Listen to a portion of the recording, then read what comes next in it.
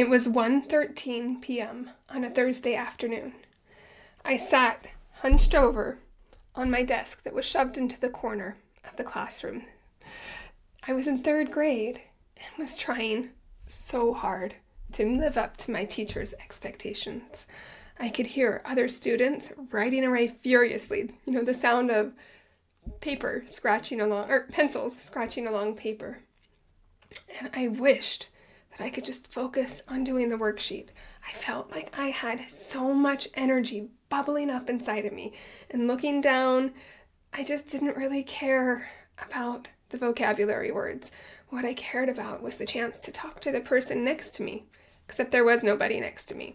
They had removed my desk from the entire classroom and sat it in a corner because I was too talkative. They had taped a little sticker chart onto my desk that I was now running my finger along, hoping that I could just hold it together so I could get another sticker on that chart and get one step closer to getting that ice cream cone that my mom promised me if I filled my sticker chart with good behavior. I picked up my pen. I thought about tapping my pen on the table. I could feel my shoes start to clack on the hard white linoleum floor. And I reminded myself that I can't make that noise either. It seemed like I just could not focus on the paper. I just wanted to move my body, and I knew that if I didn't hold it together, I'd be stuck in that corner desk for yet another month. Hi, I'm Emily Hamblin, neurodivergent mom of 4, emotion health coach for neurodivergent families, and ironically enough from this story, I'm also a certified teacher.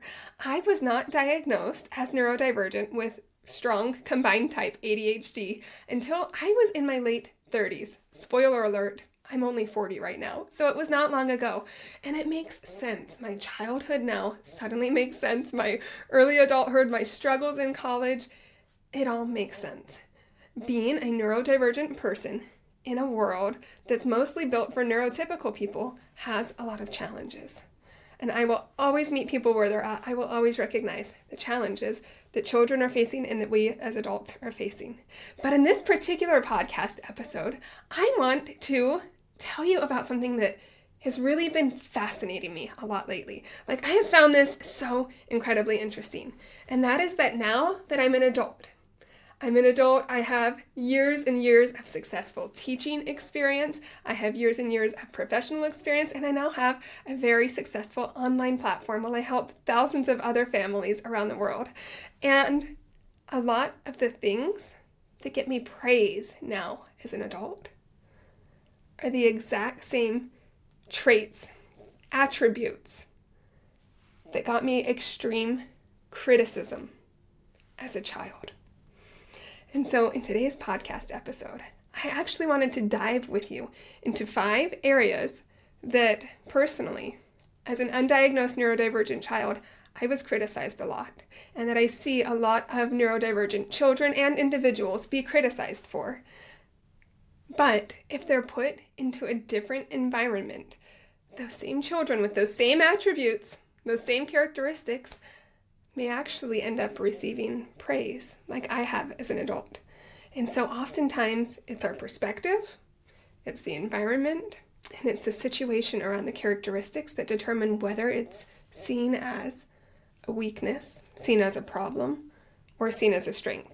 It also has a lot to do with the attitude of the person behind it and whether they see it as a curse or a blessing. Something like this wild horse that's out of control, or something that I can actually saddle up. I can put a harness on and I can ride. I can ride this incredible creature for my benefit. So glad that you're here, and I can't wait to dive in. Now, really quick, before we do dive in, I want to make sure you know that for the first time in a very long time, I'm teaching children live again. And I'm starting up another cohort of our brain, body, emotional education class for kids. I'm teaching kids all about their wonderful brains, about their unique nervous systems, and I'm empowering them with the positive attitudes that they need to really be able to use their neurodivergence more for their benefit rather than for their detriment.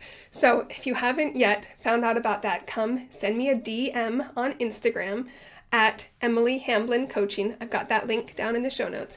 Send me a DM with the word brain, body, and I'd love to chat with you to see if this is a good fit for your child.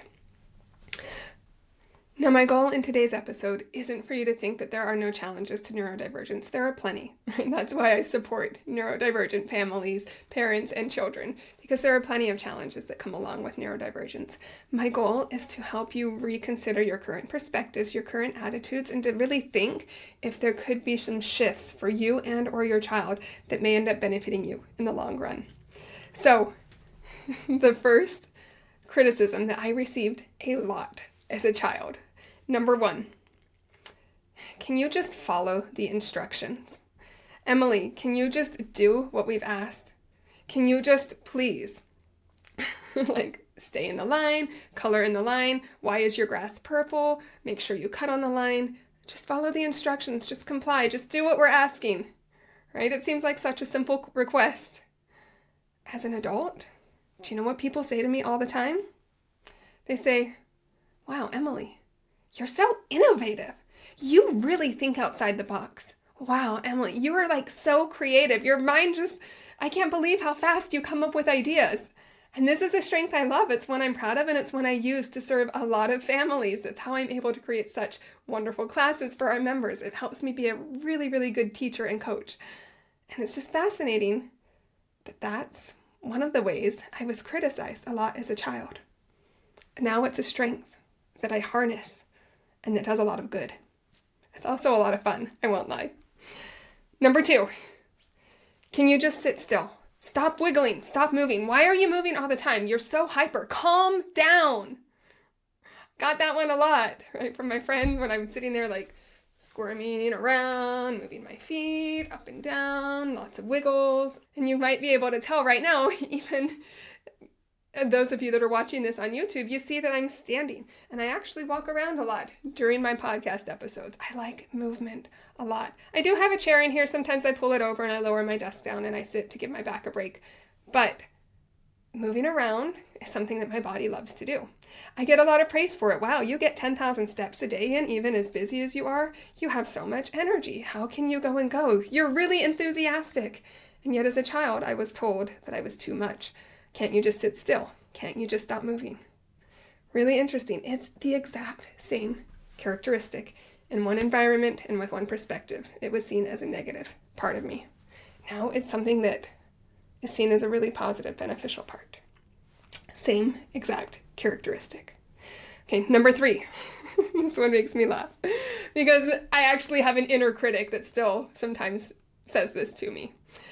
Can you just stop talking? Shut your mouth. Don't make another sound. Can you please? Why do you have to say so many words in a day? So what I heard as a kid, it's what my inner critic sometimes still says to me. But on the flip side, people are like, wow, you're such an amazing speaker. You are a really fantastic teacher. You are an incredible coach. I love learning from you. You say things with so much energy. It's really easy to pay attention. I can learn such complex things from you so quickly, right? It's the exact same thing. Yes, I do talk a lot. I say a lot of words in a day. I have a really high capacity for using speech, and it was seen as a negative thing as a child. Here I am as an adult, and it's seen as a beneficial thing. It's something, again, that's serving so many families, thousands of families around the world. And it's the exact same trait. Number 4. Focus. Emily, pay attention. Why can't you just pay attention? I need to tell you, this is one of my favorite stories. I literally had traveled the world. I'd been to multiple countries. I graduated college. I was actually teaching college.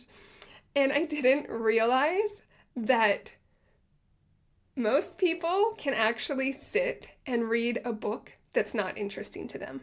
I mean, I did it plenty. I graduated with a college degree, but if it was a textbook that I wasn't hyper focused on. I mean, educational psychology, I was hyper focused on. That thing was interesting. I drank that up like it was the best soda pop ever, right? Or juice or whatever.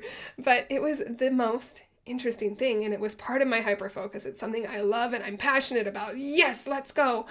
But when it came time to read about the syntax of the Spanish language, I was like, okay. A lot of the history things, math, don't get me started on math. They were a lot harder for me. I'm not saying that those subjects aren't important. My husband happens to be a historian, right? He loves that history aspect. I'm just saying that they were really hard for me to want to pay attention to.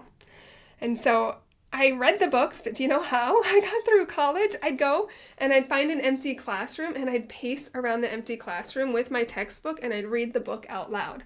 I'd go to the gym and I'd get on a bike and I'd pedal on the bike. I had no idea that I was neurodivergent. I thought honestly that this was normal and most people just weren't reading the books and that they were pretending to read them.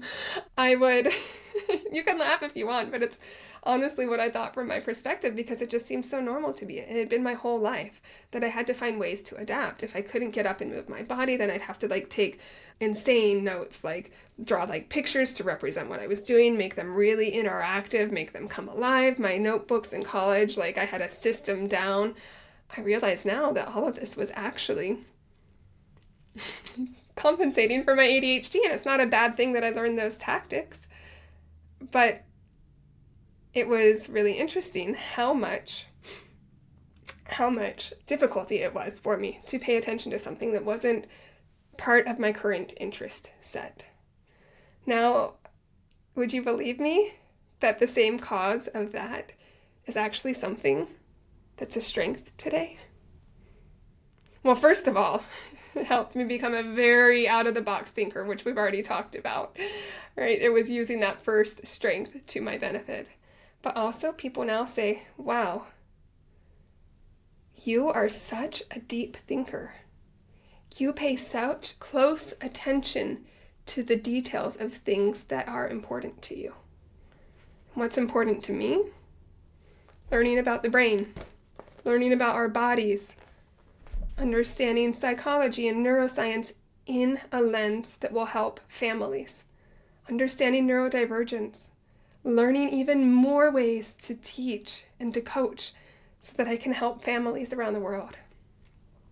People are really impressed that I can go so deep and pay such close attention to the things that matter to me. And I'm focusing on things that really are helping the world. There's other areas in which I could help the world, and I'm choosing to not focus on them. I'm not really paying much attention to a lot of the other stuff. I'm not coming up with innovative ways to help cure cancer. I think that's a very worthwhile thing. We can work on helping people with their health or even avoiding cancer. That's fantastic. I'm not diving into that, even though it's a worthwhile thing. Do you get what I'm saying? And so ADHD isn't actually just a lack of attention. It's an abundance of attention, especially in the area in which we feel we would like to pay attention. So we can harness that and do so much good. Go really deep, pay really close attention to the details on the things that are important for us, and understand that someone else is probably going to pay attention to those other details. Now, is it bad for kids to learn to pay attention to things that are boring? Absolutely not. Right? I think it's fine that they learn that. Just like I learned it, I don't think it's a bad thing. I do think we can be a bit more compassionate about it. I do think we can meet them more where they're at and be a bit more understanding about it, for sure. Okay, number 5. Number 5 is very closely tied to number 3. Can you just leave your friends alone? This is what my 3rd grade teacher would say.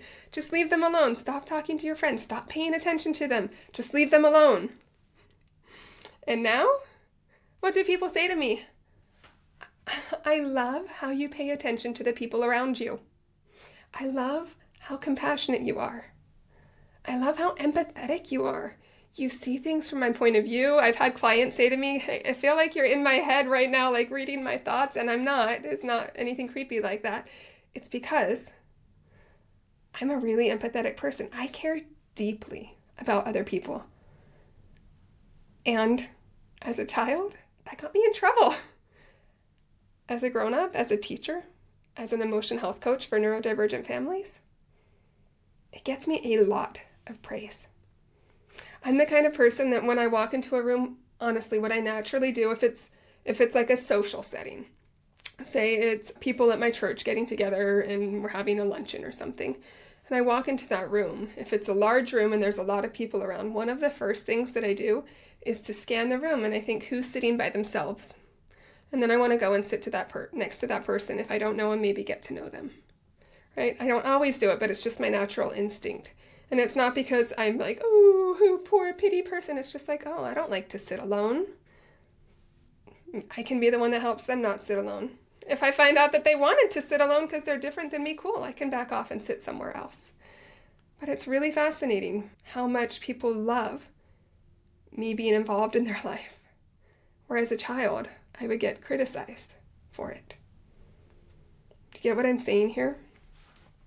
And so the point of this isn't for you to feel bad if you critiqued your child or to try to make your child's teacher change. Like, there is a place for collaboration with school. Fantastic.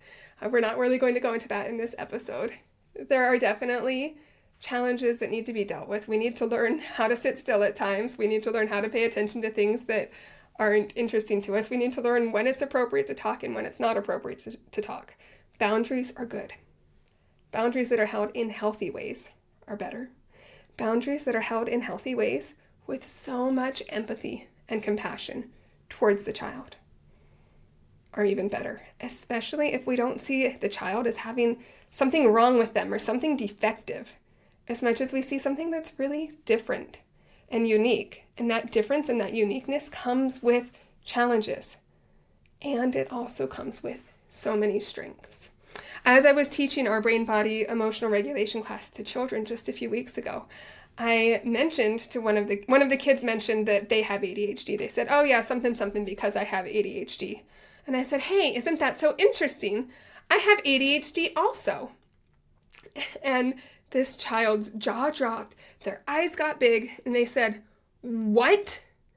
How can you have ADHD? How are you doing this? How are you leading such a good class? You're so entertaining. I'm learning so much. How can you do that when you have ADHD? I said to the child it just flew out of my mouth. I replied and said, don't you see that the reason I'm such a good teacher is because of my ADHD? How do you think I have so much energy? I'm over here like jumping around during class. I'm super creative. I mean, that was a class where I ate a cricket on screen just to get the kids to be involved. Like, where do you think all of this creativity and energetic and caring compassion comes from? My ADHD is one of my strengths that's helping me to be such a fantastic teacher for you. And I saw a shift in the kids' eyes. You know that look they have when they're processing something, kind of like, and they said, I'd never thought of it like that. No, I'm sure that child will get more out of class than just that one moment. But if that's all they get from that 6-week course, that can change their life. That alone. Right? Yes, there are challenges. If that's all we focus on, that's all our kids will see too. If we don't want them to be held back, we can start to change how we see our children. They have so much potential. This doesn't mean we need to push them, be a prodigy, but we can hold compassionate space and help them learn to manage the challenges while also harnessing the strengths. I'd love to hear, what is your biggest takeaway from this episode? And how do you find it valuable? Can't wait to hear. And I can't wait to hear how this perspective and this shift really benefits you and your children. Remember, the same exact brain that brings challenges can also bring connection, creativity, and purpose. It's not broken. It's brilliant. Thank you for joining me. I'll see you next week.